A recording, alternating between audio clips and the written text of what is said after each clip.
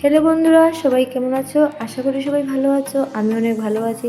15 মে হলো শিবমের বার্থডে। রাত্রে 12টার সময় ওকে আমি উইশ করছি, আর ওইদিকে ওর জন্য আমি গিফট তৈরি করছি। ভাবলাম যে এবছর নিজের হাতে কিছু বানিয়ে দেওয়া যেতে পারে। তারপর সকাল দিকে আমি বেরিয়ে পড়ি অফিসে যাওয়ার উদ্দেশ্যে।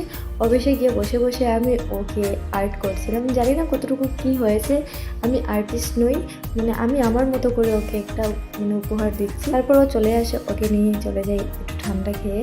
তারপর ওর পছন্দের মতো ওকে একটি শার্ট কিনে দিই। ওকে বলি দেওয়ার মতো কিছুই নেই, তোমার পছন্দ মতোই তোমাকে একটা শার্ট কিনে দিয়েছি।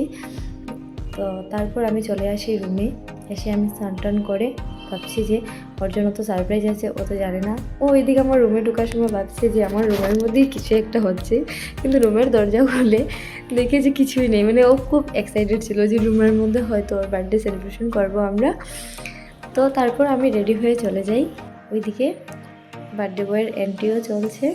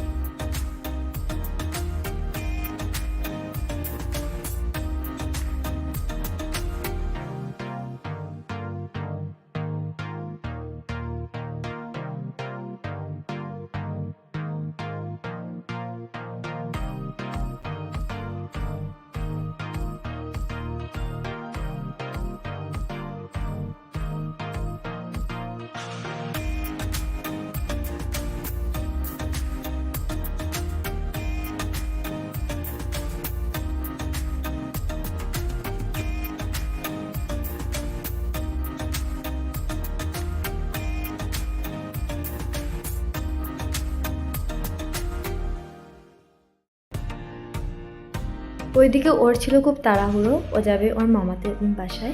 তো ওইদিকে চলে আসে পিৎজা, ওইদিকে চলে আসে নুডলস। আমরা সবাই খেয়ে নিচ্ছি, আর ও খুব তাড়াহুড়ো করে নিয়েছি কারণ অনেকটা রাত্রে হয়ে গেছে, ওইদিকে গাড়ি পাবে না বলে ও বেরিয়ে পড়ে।